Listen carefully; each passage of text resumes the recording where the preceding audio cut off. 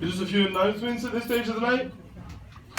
So from now on, the rest of the night is recorded on MP3. So if you say anything for the rest of the night that you would not like to be on record, then just say it to one of us, and we'll, by one of us mean me, like Paul or any of the MCs, and we'll take you off. There's a donation jar just there under the horse's head. O'Vale really benefits from these donations and wouldn't run without them, so if you can, if you've got any change in your pocket, you can throw it into that jar. Next one of his guests is Rafiq Kathwari. The 5 word international poetry competition for this week. The 5 words are, so this is an online competition that you submit your poems to, submissions at avail.ie.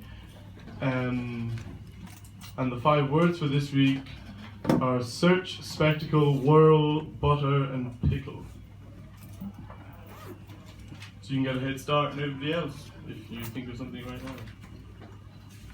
Okay, so we're going to introduce the guests, and I've had the pleasure of reading his biography, so I'm really excited. Our guest tonight is a Dublin-based poet, advertising copywriter, multimedia artist, former foreign affairs correspondent, and UN volunteer. He performs regularly at open mics around Dublin, sold out 2 years in a row at the Docky Book Festival, has performed at a lecture picnic and also the Centre Culturel Irlandais in Paris. His first collection, a multimedia ebook, Love the Internet, garnered rave reviews and sold some 500 copies. The title vid poem, which I think is Dublin for poetry film, appeared on sites around the world and featured at Toronto's Visible Verse Festival and also on the Rachel Maddow show blog. Lenny Abrahamson described his first collection. Kevin Barrington is an original to the seat of his pants, and the sound of his passionate, fearless, percussive voice and the activity and verve of the mind that drives it are present in every morsel of this wonderful collection. So now to share with us his work, we'll have Kevin Barrington.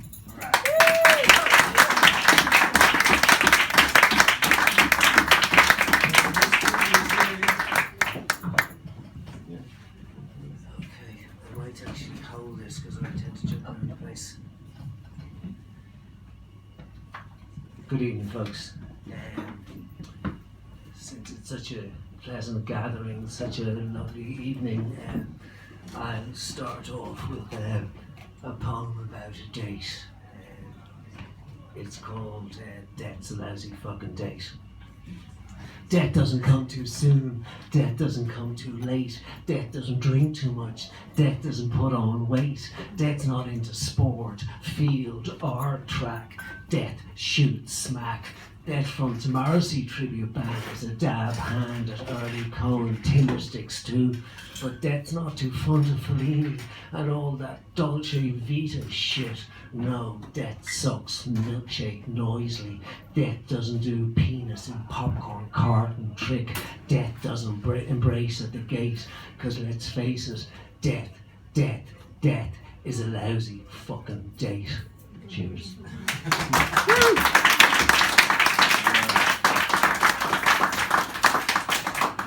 So, while we're on the subject of death, this is a poem in celebration of the death of an old woman. It's kind of, it's not necessarily what one normally does, but the woman happens to be called Margaret, and you can probably guess her surname. Anyhow, Thatcher. Some more words on Thatcher. Woke up this morning, and there they were, words, wiggly, weaselly, wondrous words, all with loads to say. Never a dull moment with words, never stuck for a curse with words, never short of a laugh with words, fall in love with words, let the hate roll with words, whisper sweet nothing with words, apologize for all you have done wrong with words, forgive me, forgive me, forgive me, forgive me with words, but we won't forgive her with words. We'll tell that dead Baroness all she did wrong with words.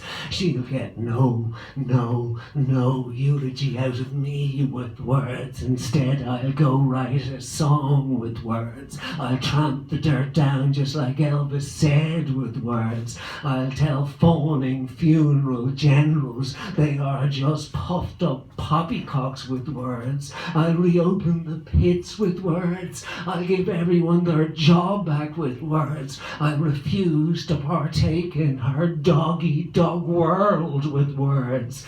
Darwinian, silverback, penny pinch, primate, that woman's a nape. May she be for hunting by hoodoo inter Hamway. And I mean it.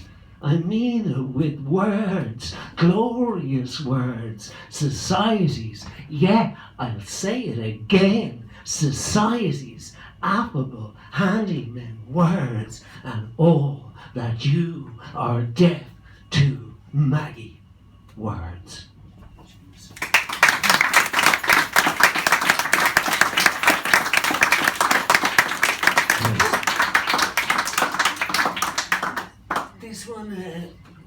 This one is kind of relatively new, so I may need to look what's in front of me here and see how it goes.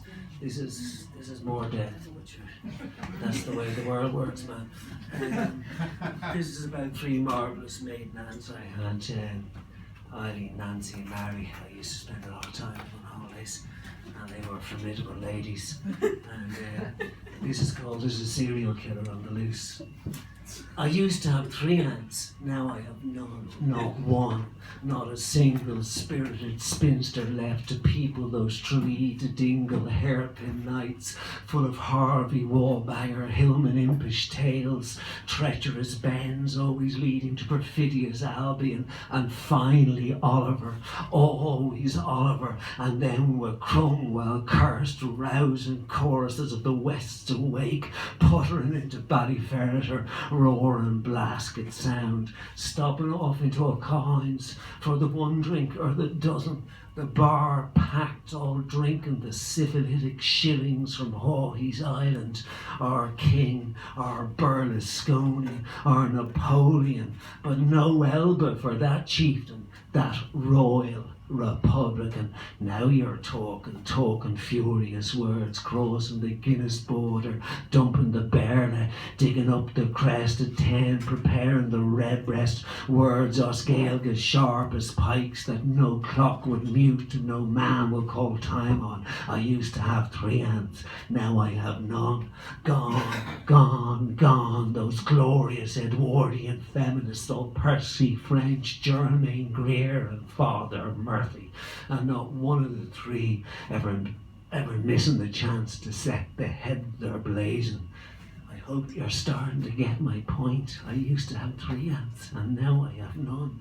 I mean, how much more fucking proof do you need? There's a serial killer on the loose, and the weird thing is I can't seem to get anyone to care. And even I, never short of a phrase or two, don't have the words within me to talk about whom I think he has his eye on next. There's a serial killer on the loose. I used to have three aunts, now I have none.